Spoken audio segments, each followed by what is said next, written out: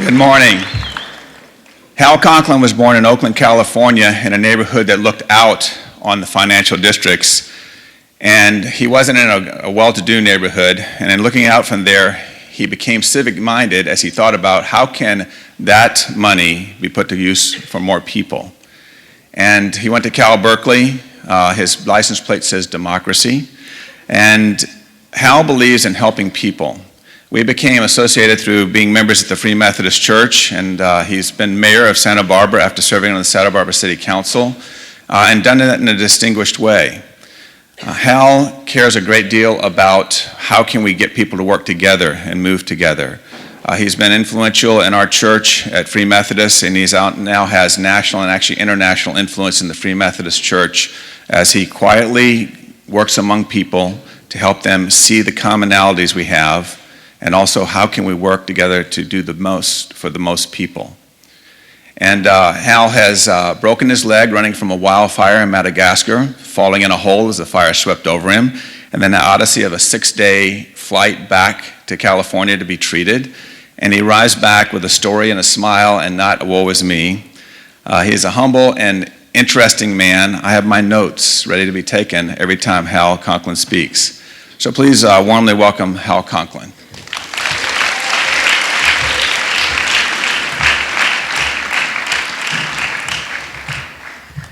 Good morning. My name is Hal Conklin, and I'm a political alcoholic. That is to say, I'm someone who got addicted to public life and then found that it actually had harmful effects on me. And I had to go into a 12-step program to get out of it. But I realized in the process that not all of it was bad. Politics is kind of a strange place to end up in your life. It wasn't something I expected to do. It wasn't something I desired to do. And even when it happened, I was a little surprised that I was even there. But when most people think of politics today, they have all kinds of images of what's happening, especially in a political year, when you've got so many interesting, some would call crazy people running for office and calling people names and doing all kinds of strange things. That kind of craziness is what most people think about politics, and they say, either I don't want to have anything to do with it, or I'm really disgusted by it, or I don't actually think that any of these people are frankly even moral, or I don't know what it is that I can do about it. Well, there are things you can do about it, and you have to realize that what you see on television is more theater than it is reality. Now, politics is, I think one of the best definitions I ever heard of politics was that it comes from the Greek word poly, meaning many, and ticks, meaning little bloodsuckers. When I told my mother I had gotten elected to office, and she didn't know I was even running, she burst into tears, and they weren't of joy. They were of fear, I think, because she didn't like the fact that I was now going to have people saying all kinds of things about me. And she said, why in the world would you want to be a politician? And I said, I don't want to be a politician. I guess, if I was to think about it, I would be more likely to say I wanted to be a statesman. Well, a few hours later, she came back with a dictionary, and she said, the definition of a statesman is a dead politician. So get out there and do something before you die, and see if you can make a difference. Well, I decided today I was going to speak about the question of how do you be a Christian in a world that is based upon the separation of church and state. And I find that often when I ask people, the question was asked to me when I was in college, where is the statement about separation of church and state? I often said, and I would often hear, that it was in the First Amendment to the Constitution. The one about freedom of speech and freedom of religion and about separation of church and state.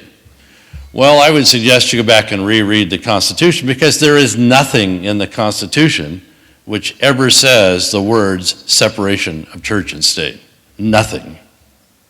Well, then where does it come from? It comes from the fact that at the time of the writing of the Bill of Rights, or the first 10 amendments to the Constitution, there was a great deal of fear that either we would slip back into what the Church of England had done, which was to mandate a religion, and either you were part of that church or you were castigated by the government, or that somehow there would be interference of the expression of Christianity, especially in New England, because you had the Maryland folks who were Mary followers or Catholics. You certainly had the Congregationalists in Massachusetts. You had the Unitarians who were coming out of Massachusetts. You had a variety of Puritan or Protestant sects which were coming to this country. But you also had people who had no interest in religion at all. And there was a fear that the government was going to impose some kind of restriction or have something to say about your expression of your faith.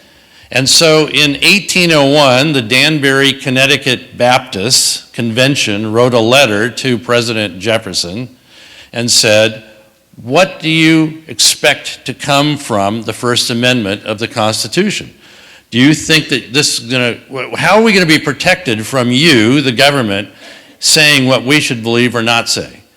And he wrote a long letter back, which is very interesting, and I would commend you to go read it. He wrote it to them on October 7th, 1801, and he explained to them that it was his intent that the government would have nothing to say about your faith, nor would it interfere in any way, and that he was trying to build into the Constitution a wall or a separation of church and state so that the government could not break through that wall and tell you what you should think, feel, or have faith in. Now, is that what you think of as happening today? The fact is that most people think today that the government interferes in their faith all the time and has some expression about what it is that they think or do, and that they think that somehow the First Amendment to the Constitution was not to protect your right to have faith, but it is to protect all of us from you having faith. That can't be farther from the truth. The purpose of the First Amendment was to create a separation of the government having anything to say about what it is you have faith in. And it isn't just for Christians. It meant that in order to give Christians the freedom to worship the way they wanted, we gave everyone the freedom to worship the way they wanted, or not worship at all. But that was the trade-off. Now, when I hear people saying maybe we should close the door to Muslims, or we should do this, or we should do that, I go, oh my God, please go back and read the Constitution. That has nothing to do what it means to be a person of faith. Sometimes people think in the Christian world that our role is to be out there winning the battle.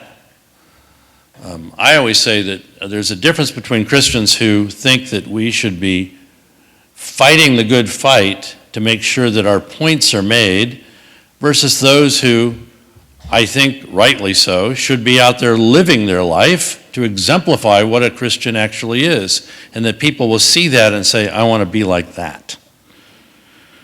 Now, there are many fights in this country over symbolism. You read it all the time or you see it in the press.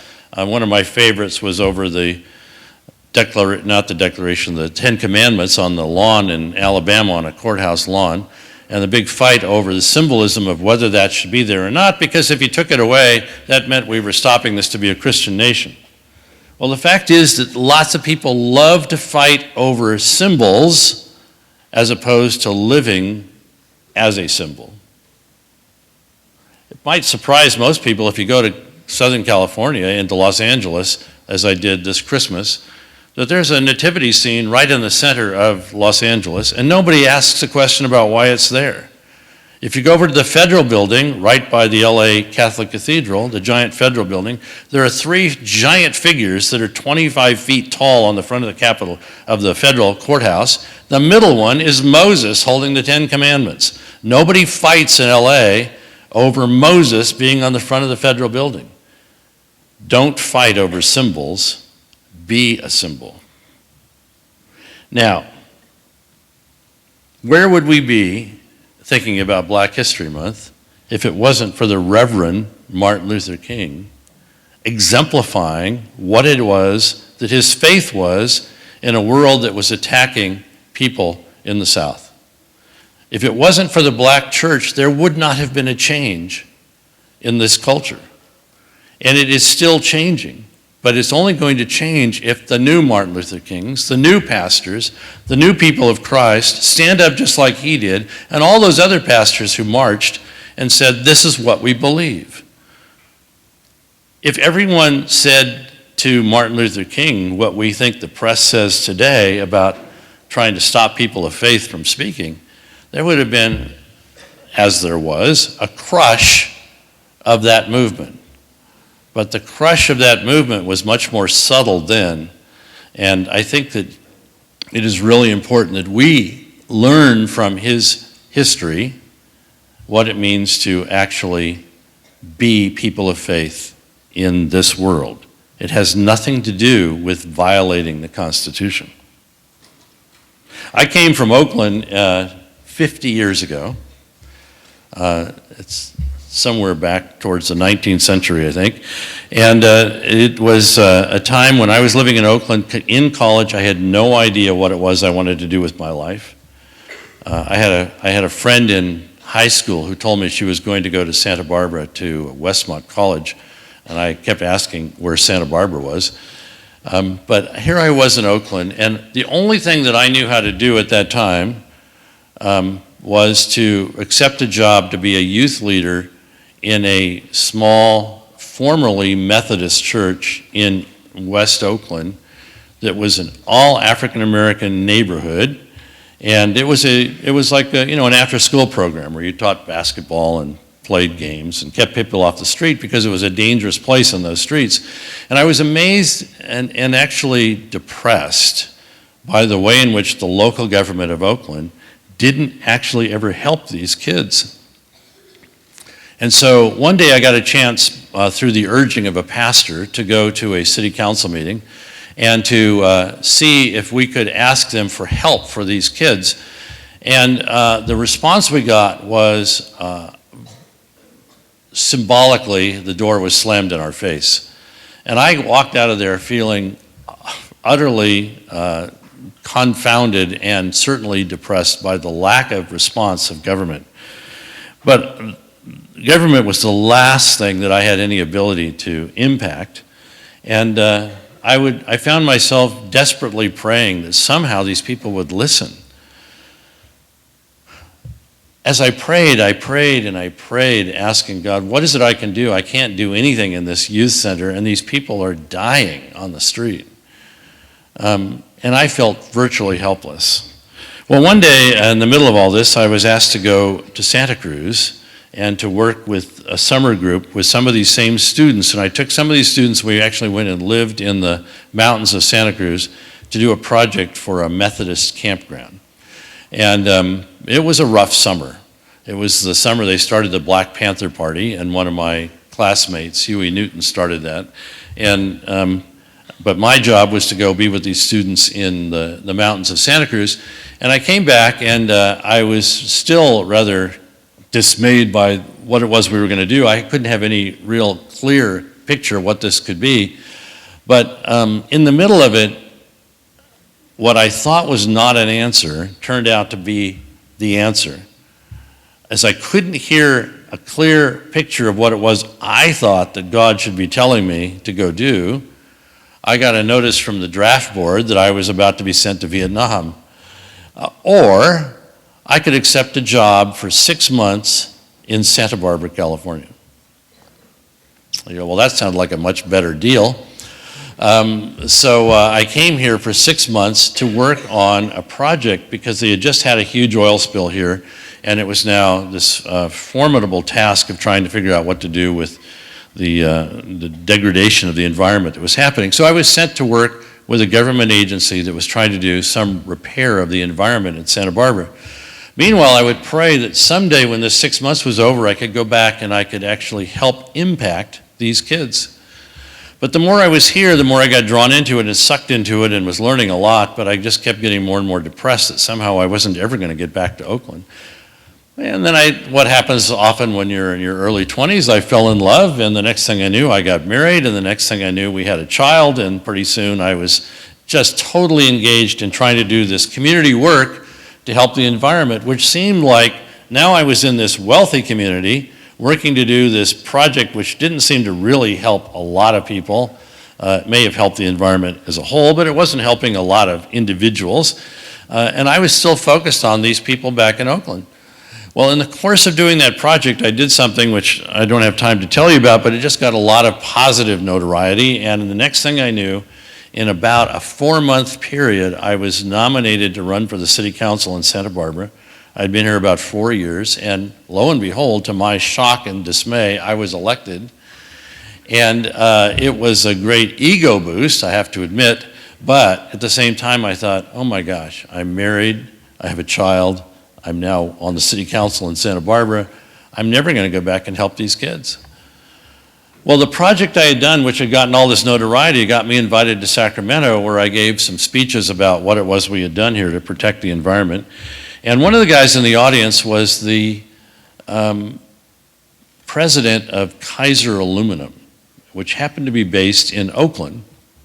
And he said, would you come and speak to our executives about what it was you did in Santa Barbara? And I said, sure. My parents still live there, and they wanted to see their grandson. So we went up to Oakland, and I gave this speech. But as I walked into the room to give the speech, there was a big picture window. And as I looked out the picture window across Lake Merritt in Oakland, there was the church where I had worked just 5 years earlier. And assembled in this room was the leadership of Oakland.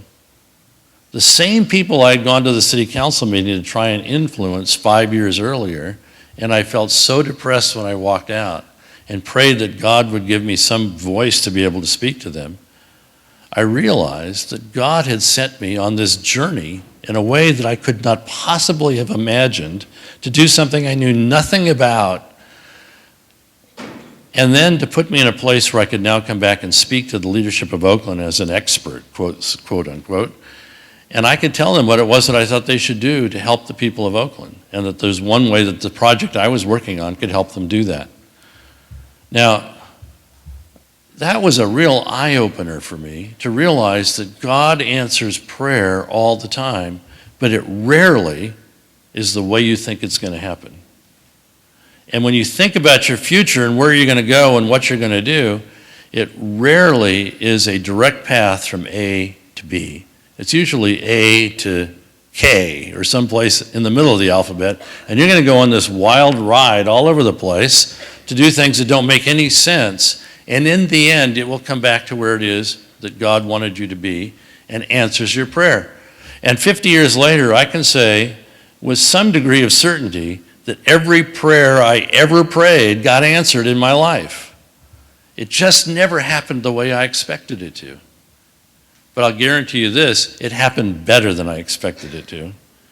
I just had to trust in faith. And that to me was what the metaphor for politics was all about. It had nothing to do with going out and giving speeches and making points about immigrants and all the rest of it. Yes, I know the presidents and the Congress needs to deal with all of that, but there were some things that were more basic than that I think that we can all learn life lessons from. So I'm going to tell you 3 things that I think I learned along the way in Santa Barbara, and I think they're applicable to everything else we do. The first is that there are no values in government.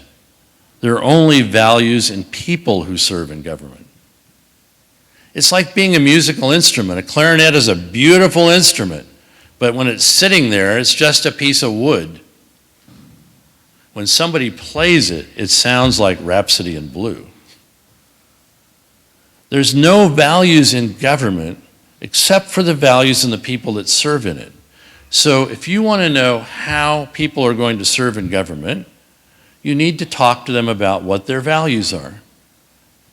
90% of the people in government in the United States are at the local level. 90%. So 90% of the influence of the culture of America is occurring at the local level. How many of you know the values of the people of this community who are running this community? That's where the change is going to occur. It's going to occur at every community level across this country. And if you don't know the values of the people who are there, then you don't really understand how that community is going to be affected. Or, like me, you could be a person who can take your values and put them into that place and make a difference. You can be a catalytic difference in the community you serve, and it will change the politics of America.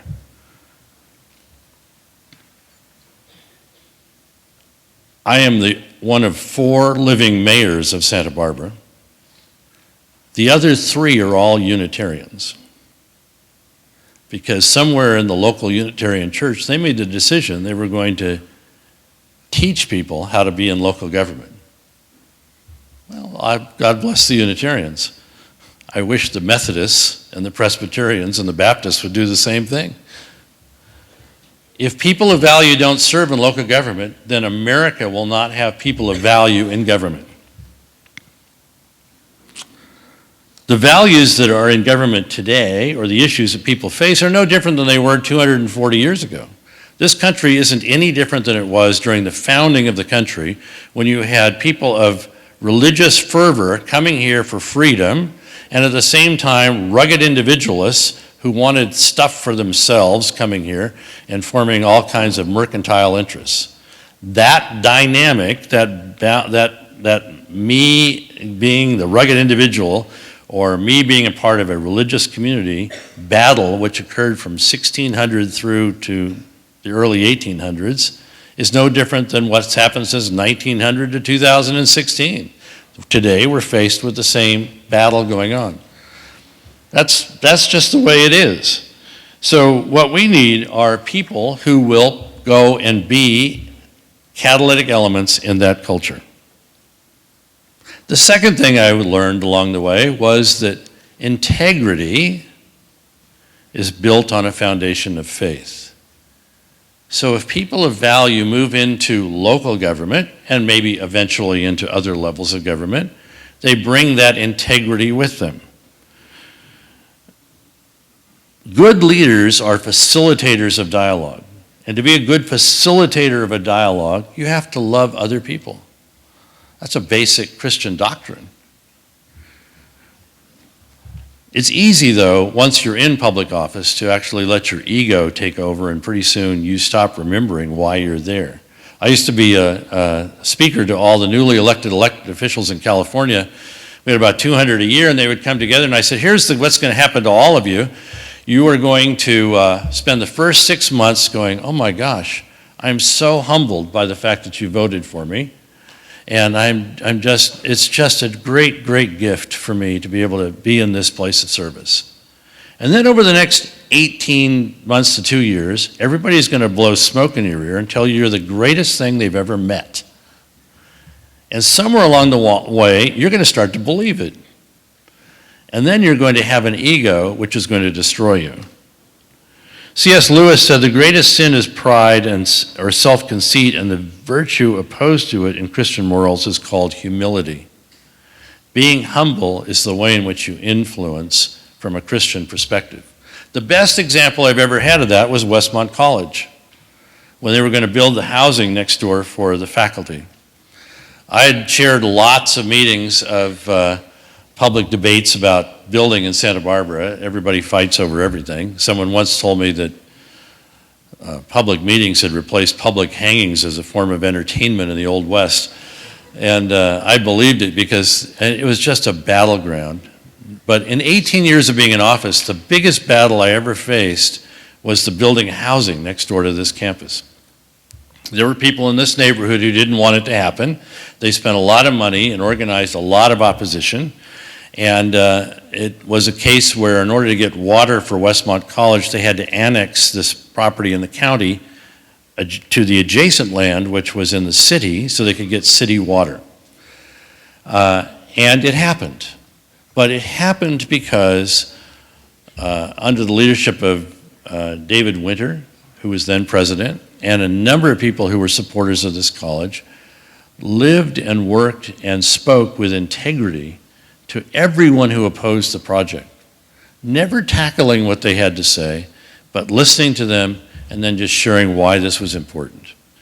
Now, if you don't know this, local governments the majority of anybody who's on a local government cannot talk to one another before a decision is made. So in the case of Santa Barbara, we have 7 people on the city council, including the mayor, and 4 people can never be connected into a conversation about what's about to happen. Even if it was inadvertent, I talk to one other person, that person talks to one other person, I talk to another person, 4 people are now connected, even though we were never in the room at the same time, we have violated the law. So when a decision is going to get made, sometimes it looks like a bunch of bumbling idiots running around bumping into each other, but that is the first time they've ever had a public conversation together about this subject. You can't do it outside of a public meeting. We had 7 people. The way I counted the vote was at best we had 4. I was hoping we had 4 out of the 7, but most likely we had only 3, and I didn't think this would happen. After 5 hours of testimony, the vote was taken, and it was 6-1.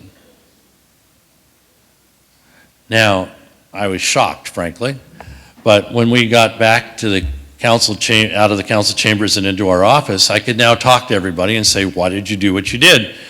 And those who I went to, who I thought were diametrically opposed to this project, said, you know, I listened to all those people rant and rave, and the people at Westmont never once responded in kind. They just really listened to what those people had to say, and everything they just, with kindness, responded to it. And they said, it just changed my mind. I couldn't vote against him. That, to me, is what it means to be a Christian in government. Now, let me just say, the final one would be that all politics are local. If you're going to make a difference in politics, it has to be at the local level. It could eventually lead to something bigger, but there's a call, a need for Christians to be on school boards. There's a call or need for people to be on city councils and planning commissions. There's a need for people to be involved in PTAs and a whole variety of ways in which communities are impacted. I think back to that time when I was deciding to come to Santa Barbara, and one thing really struck me in the middle of that time of despair. I was sent to the Santa Cruz Mountains, as I said, and while I was there, one night I was being asked if I would speak to a large group of people about what it was we were doing in Oakland, and I could not figure out what it was I should say, and I was sweating. I was desperately praying for God to give me some word of what I should say. And while I was trying to write it down and nothing was coming, there was a window open next to me in the small cabin I was in, and it was one of these windows you could pull the top sash down and pull the bottom up. And there was a piece, there was a place where the 2 plates of glass were sort of together with a little space in between, and a sparrow had dropped in between that space and couldn't get out and was banging itself back and forth against this window. And I go, great, I can't figure out what to say. Nothing is gelling, and now I got a bird that's driving me crazy, and I got to go rescue this bird. So I go over there, and I just looked at this bird, and I said, man, you got yourself in a lot of trouble here, but the bird wouldn't come out, and it just was beating itself against the glass. So I stuck my hand into the window and tried to grab it, and every time I tried to grab it, it would just fly away. And finally, in exasperation, I just said, you know, if you would just put yourself in my hand, I could lift you out of here. And as soon as I said that, I knew what I had said. And the bird stopped, and the bird got onto my hand, and I lifted it out of the window, and I stuck it out the window. And the bird just sat there and started to sing. And I just started to cry. And then it flew away. And I realized that's really all it takes. You don't need to know the answer. You don't have to have brilliant words. You just need to put yourself in God's hand, and He'll take you where you need to go. Let's close in prayer. Father, thank you for the opportunity to be of service We know we don't know the answers. We don't even know what the future holds, but we do know that you know what our talents are and what our gifts are, and they may be very different than what we think. So we just ask that as we place ourselves in your service and we trust in faith that you know where it is we are to go, that you will give us the power and the vision and the opportunity to move mountains, to make change, even if we have no idea that it's even happening. Use us wherever it is you think we can work best, but we place ourselves in your service. And we ask this in Jesus' name. Amen.